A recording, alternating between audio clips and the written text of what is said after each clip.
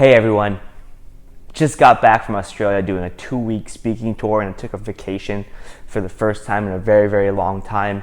Felt amazing because I was in a little island right by the Great Barrier Reef in Australia and had no freaking Wi-Fi or cell service, except for in the lobby of my hotel from like 9 a.m. to 10 p.m. Crazy experience.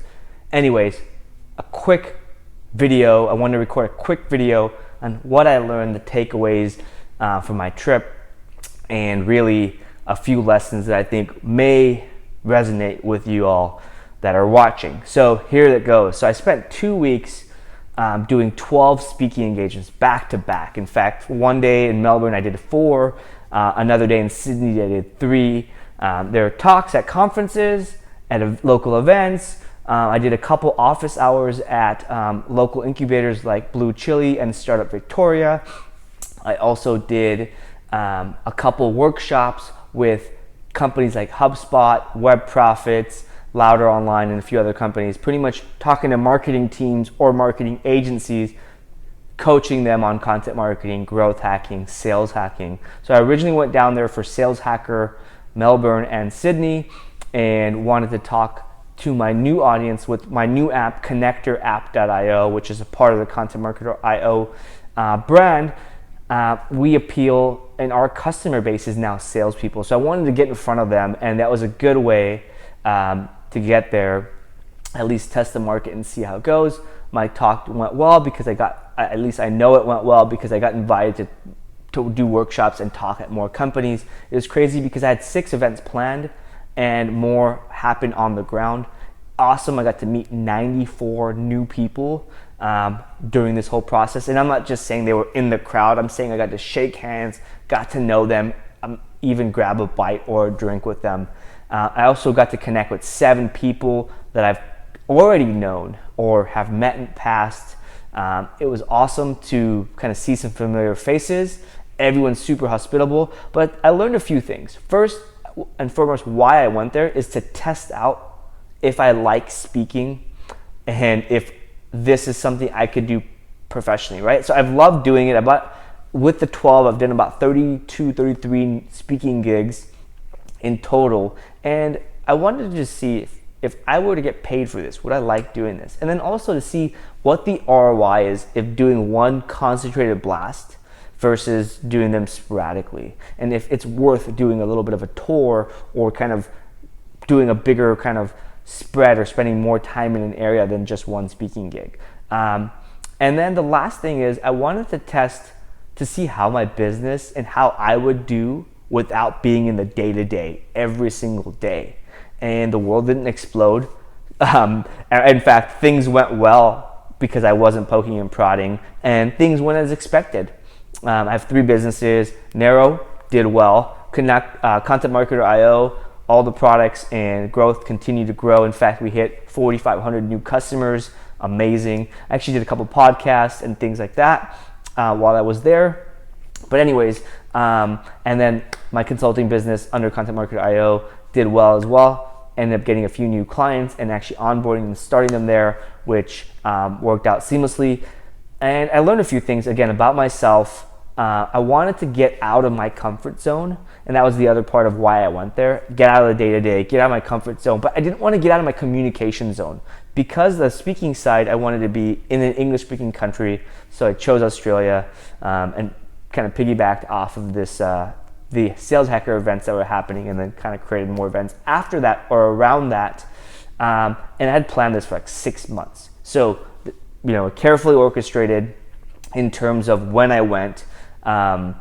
And so I learned a lot. So I'm going to just spitball a few things I learned.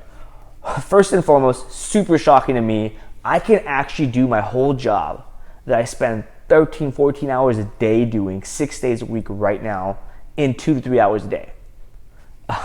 What the heck am I doing for these 10, 12 hours? I'm not productive. Well, I think a lot of it has to do with asynchronous communication, dilly-dallying, procrastinating, really just doing things that don't matter. So because of the time difference, I was only able to work at the same time for 2 to 3 hours a day. 6 to 9 a.m. was about 3 p.m. to 6 p.m. in Austin. So that was the only time I could work that actually overlapped and I could have two-way conversations. Otherwise, it was video, email, and whatnot. And so because I had a short period of time, in fact, every morning around 9:30, 10, I stopped doing work altogether. I started doing my day that I had there, talk, speaking, whatever. And so I ended work at 10 a.m. every morning, which was crazy, but I got everything done. It forced me to say no to a lot of things. I found out I waste a lot of time on meetings, phone calls, and whatnot, and that just doesn't matter, right? Maybe it matters, maybe it's helpful, but it doesn't move the needle because my businesses thrived while I was not doing them, not on the day-to-day. And so it was a real eye-opener for me that I can run my business and spend way less time and get work done, because I didn't have two-way conversations, didn't waste time saying things or doing things that were just not impactful, and lastly, just was effective as possible with the use of my time because I knew it was limited. The other thing I learned was that because I did 12 speaking engagements so close together, I got really good at speaking. Now, look, I have things to learn. I still have a lot of improvement, which I love doing. But I removed a lot of bad habits. And the crazy thing is I didn't even try. Like for the longest time, I was trying to remove bad habits, like saying words like yeah, like, and whatnot. And, sometimes focusing too much on somebody, not scanning the room, but I got good at it.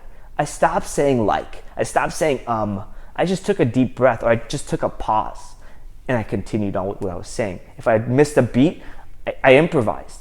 I got good at reading the audience because most of the time, I didn't have a day-to-day feel of the audience. In fact, when I spoke to the HubSpot team, I'm not a sales guy.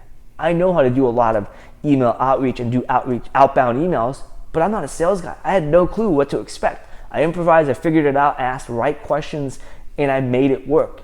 And it was amazing just to see a little bit of confidence, but also a lot of bit of practice, right? And because I did 12, it really felt like it was a job. And I wanted to see if I got paid to do this, would I really want to do this? Is this my career path, or is this something I want to get paid for?